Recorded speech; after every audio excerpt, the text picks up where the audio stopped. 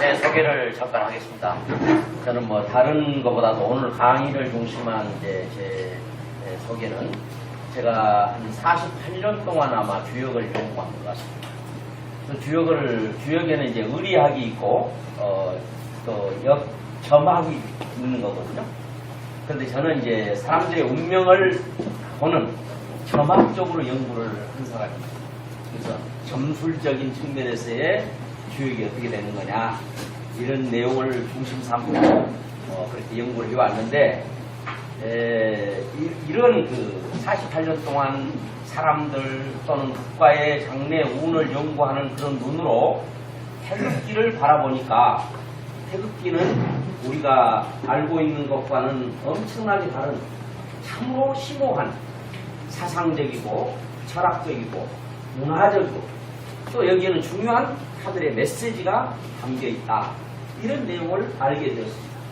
그래서 제가 다른 참 학자라든가 다른 학설에도 나와 비슷한 내용이 있는가 하는 것을 제가 조사를 해봤더니 그런 내용이 없어요. 그래서 이걸 내가 한민족에게 알리고 이것을 참 선포를 해야 되겠다. 이런 취지를 가지고 금년 1월 3일날 태극기 문화사상연구회를 제가 창립을 했습니다. 태극기에는 그렇게 엄청나게 참 중요한 내용을 갖고 있는데 우리 국가기록정보원에 이렇게 보게 되면은 태극기에는 우주를 담고 있는 이런 의미를 가지고 있다. 아주 간단하게 아마 그걸 읽으면 2, 3분도 안 될 정도로 짧게 소개가 되어 있습니다. 그런데 오늘 이 시간 태극기 문화라는 게 뭔 뜻인가 또는 사상이라는 게 뭔 뜻인가 이런 걸로부터 시작해서 태극기의 참뜻이 무엇인가 하는 부분을 풀어가 보도록 하겠습니다. 태극기는 이렇게 우리가 태극기를 사용할 수 없는 그런 안타까운 시절이 있었습니다. 그리고 이 태극기는 우리의 이렇게 참 너무나도 좋을 때 우리가 함께 태극기와 더불어서 참 즐거워했던 그리고 환호했던 그런 때가 있었습니다. 이것은 태극기를 들고 참 독립운동을 했던 독립운동하는 사람들이 모여서 기념사진을 찍은 모습이죠. 또 이렇게 8.15 해방이 되니까 이 모든 시민들이 이렇게 태극기를 들고 나와서 참 나서는 모습을 우리가 보게 됩니다. 또한 여기에 보면은 48년 8월 15일 날 정부 수립을 할 때 이렇게 태극기를 앞세우고 했는데 여기 보면은 중요한 것은 김일성 주석도 이렇게 태극기를 양옆에 놓고 태극기를 중심하고 대회를 했다는 사실이에요. 이걸 우리 운동권 친구들이 좀 알았으면 좋겠어요. 예?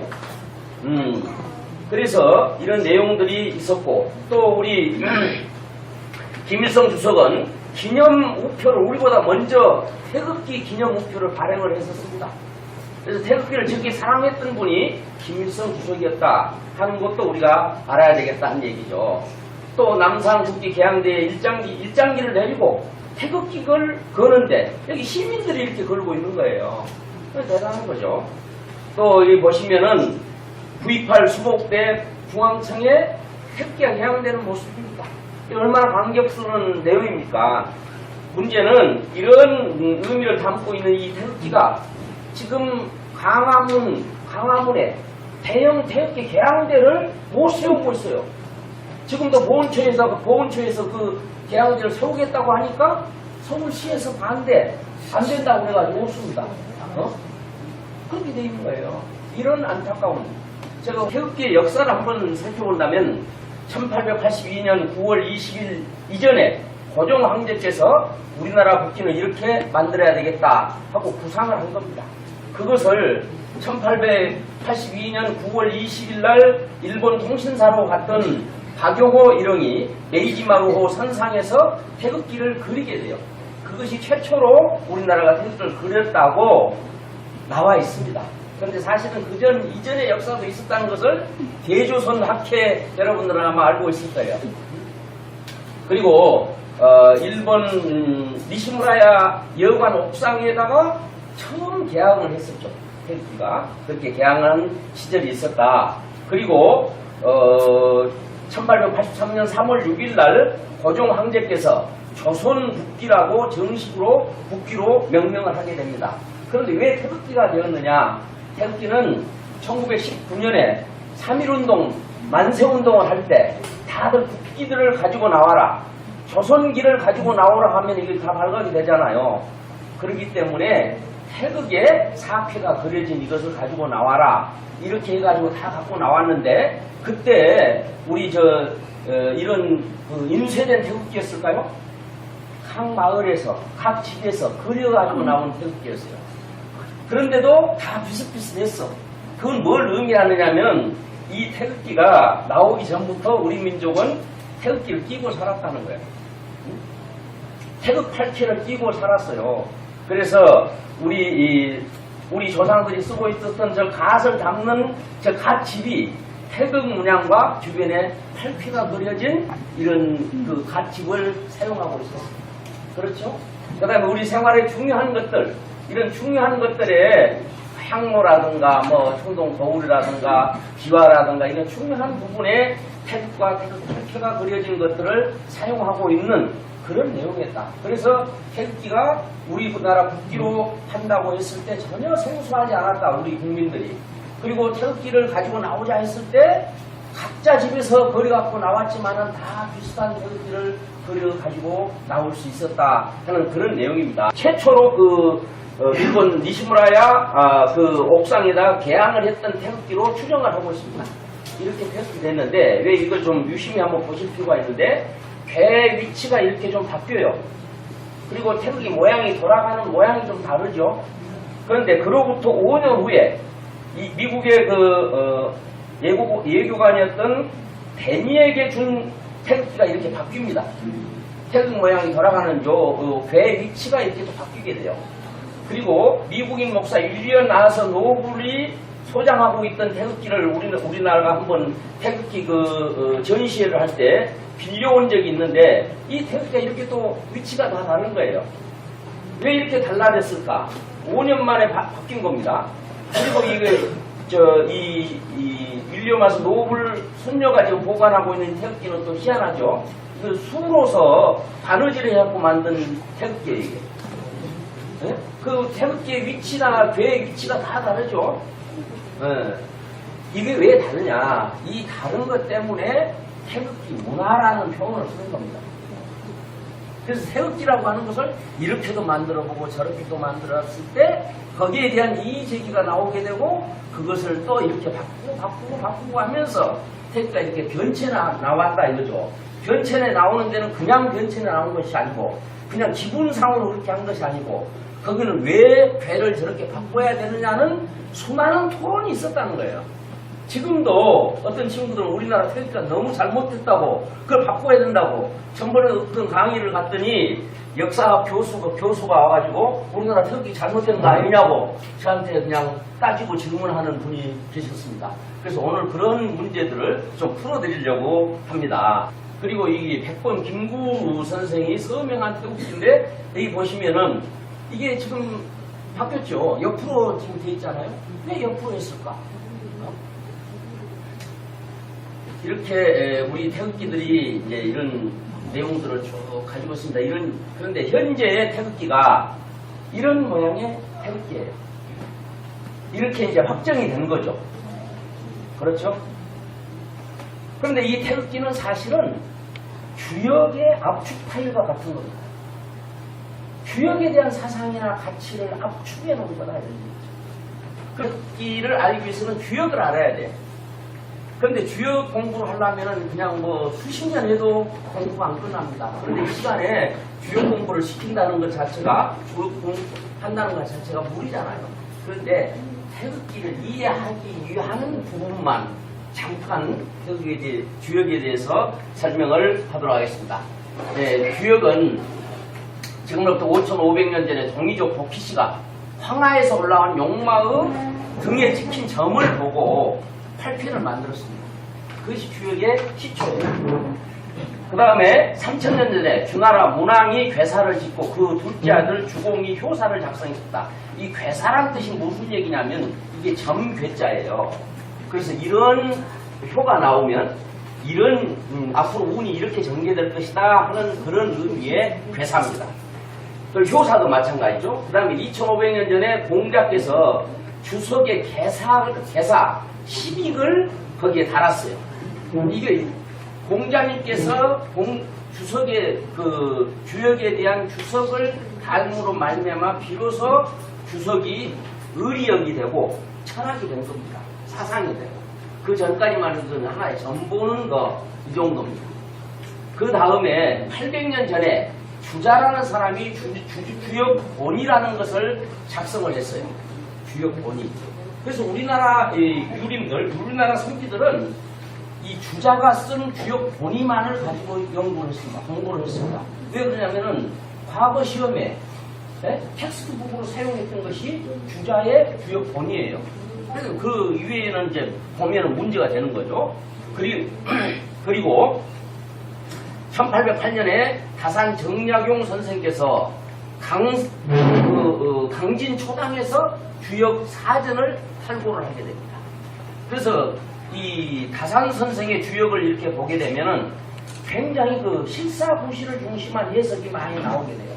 엄청나게 연구를 많이 한 내용을 제가 한번 본 적이 있습니다. 그래서 조선의 그 엘리트들, 조선의 그 지도자들은 주역에 대가지고 했습니다. 퇴계 이항이라든가 율곡 이선생, 이순신 등 이런 분들이 전부 다 주역에 대가지고 했어요. 이순신 장군이 백승을 했다는데 어떻게 백승을 할 수 있었을까? 사실은 전쟁을 치를 때마다 이순신 장군은 주역으로 점을 쳤어요. 지금 이렇게 전쟁을 벌려도 되는가? 지금 숨어야 될 때인가? 후퇴해야 될 때인가? 기습을 해야 될 때인가? 이런 것을 주역으로 점을 쳐서 한 번도 진 적이 없다. 그런 내용입니다. 그 다음에 우리가 그 일제강점기 때 신지식인들이 주역을 예면하기 시작합니다. 주역은 이제 미신이다. 이게 잘못된 거다 하고 이게 참 주역을 연구하고 있으면 오히려 시대에 뒤떨어진 사람 취급을 당하게 되니까 주역이 이제 이렇게 가라앉게 됩니다. 그런데 1958년에 미국에서 아이칭이라는 책이 출간을 하게 됩니다. 그 책은 칼융의 분석심리학 책인데 이 책 서문에가 주역이 소개가 돼요. 그런데 이 책이 3천만 부나 팔리게 돼요. 엄청난 숫자죠. 그 3천만 부나 팔린 이 책을 한국에서 유학을 갔던 사람들이 보고 유학파를 중심하고 다시 주역에 대해서 관심을 갖게 되는 계기가 되었다 하는 이야기입니다. 그러면 주역의 로직이 어떻게 되어 있느냐 하게 되면 이게 지금 태극마크잖아요. 같은 이렇게 위에 빨간색 있고 아래 파란색이 있지만 여기에 있는 이 내용은 이 태극마크하고 전혀 성격이 다른 겁니다. 그럼 태극마크가 뭘 의미하느냐 하면은 이게 사실은 돌아가는 것을 의미하는 거예요. 계속 돌리면 어떻게 되는 거예요? 보라색이 되는 거예요. 우리가 사실은 이 태극기 강의한 사람은 태극 바지도 안 달고 왔다고 이상한 사람 아니냐. 근데 사실은 제가 이 보라색 넥타이를 배워왔어요. 이거 사실은 태극기를 상징하고 태극기의 색깔입니다. 빨리 돌리면 이 보라색이 된다니까요. 더 빨리 돌리면 하얀색이 돼버려요. 그래서 무국인 겁니다. 이게. 그 다음에 여기에서부터 이제 이 양이 나오네요. 양의라고도 하고 이 양이 나오는 거죠. 양과 음이 분리되어 나왔다 하는 이야기입니다. 그 다음에 이 양을 또 둘로 분리하고 음을 또 둘로 분리를 했을 때 이걸 사상이라고 해요. 비슷비슷하죠? 하나는 양 위에 음이 있고 양 밑에 음이 있고 음끼리만 되어 있고 양끼리 되어 있는 이게 사상이에요. 그래서 그 옛날에 외국에서 발견된 태극기 중에는 이 사상만으로 태극기를 만들어 놓은 게 발견되고 있습니다. 그 다음에 이것을 다시 또 좀 나누면 이렇게 8쾌가 나오게 된다. 이겁니다. 8쾌가. 8쾌가 무엇을 의미하는 것이냐 하게 되면 이 8쾌는 첫째는 저 맨 위에 맨 음끼리만 되어 있는 이것을 하늘이라고 하고 하늘천. 그 다음에 이것은 농경시대에 가장 필요한 호수, 저수지. 그래서 택이다 이거죠. 그 다음에 불이고 뇌성이고 바람이고 물이고 산이고 땅이다. 이렇게 분류를 하는 겁니다. 근데 여기서 사실 우리가 간과하고 있는 더 중요한 뜻이 있습니다. 이건 사실은 천은 아버지고 아버지를 상징하는 거예요. 그 다음에 택은 소녀, 막내딸 이런 겁니다. 화는 요 중녀, 중녀인데 이것은 뭐 차남, 삼녀, 무슨 차녀, 삼녀 이렇게 중간에 그러니까 여기가 가장 중요한 거예요. 그 다음에 장남, 장녀, 중남, 소남 그리고 어머니 이렇게 해서 8가족을 상징하는 겁니다. 8가족. 이게 굉장히 중요한 주역의 의미예요. 그 다음에 이것은 숫자로 한다면 1, 2, 3, 4, 5, 6, 7, 8로 이렇게 분류가 되는데 주역은 사실은 이진법으로 시작해서 팔진법으로 완성이 되는 겁니다. 그래서 이제 주역을 연구하기 위해서, 주역을 알기 위해서 이렇게 간단하게 제가 설명을 했습니다. 그 다음에 주역 폐후 구조와 성능 명칭인데 이거 하나만 있을 때 이걸 소성캐라고 합니다. 소성캐. 그리고 여기에서 이거 하나만 있을 때는 별로 메시지가 없어요. 이거 땅이다. 땅이라는 의미밖에 없어요. 그런데 여기다가 하나를 더 붙였을 때, 그러니까 천이다. 이게 붙였을 때는 메시지가 되는 거예요. 메시지. 예? 땅과 하늘이죠. 땅과 하늘인데 땅과 하늘이 위에 있느냐 아래에 있느냐에 따라서 메시지가 달라진다. 이렇게 땅이 위에 있고 하늘이 아래에 있으면은 이것을 지천해 그럽니다. 동그랗고 크고 태평하고 편안하다는 뜻이에요. 이걸 반대로 하면 어떻게 되냐? 천지부패가 되는 거예요. 천지부. 그래서 돼야 될 것이 안 된다 이거죠. 이런 의미로 메시지가 분명하다. 이게 지금 태극기를 이해하는데 굉장히 중요한 부분이기 때문에 제가 설명을 해드리는 겁니다. 이것을 이제 8쾌를 8번 서로 반복을 하게 되면 64쾌가 나오는 거죠. 그 다음에 주역 8쾌는 가족의 기본 단위인데 여기서 가장 중요한 것은 가족 가운데는 반드시 부모가 있다는 것이다. 아버지와 어머니가 있다는 그런 내용입니다. 굉장히 중요한 거예요.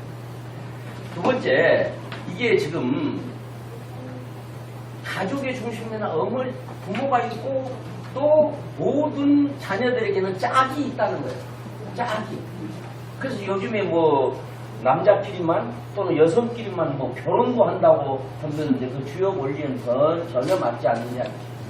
남자와 여자가 짝을 짓게 됐고 또 결혼했으면은 최소한도 3남, 3녀는 낳아야 된다. 예, 이런 이야기입니다. 3남, 3녀를 낳아야 돼. 3남, 3녀를 안 두신 분들은 사실은 그 하늘의 뜻을 지금 제대로 이행하고 있지 않는 그런 내용이 되는 거죠. 지금 현재 이 내용까지는 제가 설명을 할 수가 없습니다. 이거 한 페이지당 한 강좌씩을 해야 돼. 그런데 그냥 넘어가겠습니다.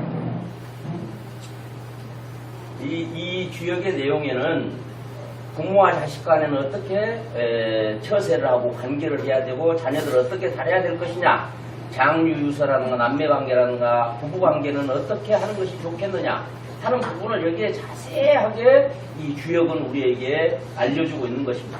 이런 내용들을 한 페이지당 한 강좌들을 해야 되는데 이것은 다음에 제가 주역에 대한 아카데미를 아마 개설할 때는 그런 강의를 하려고 합니다.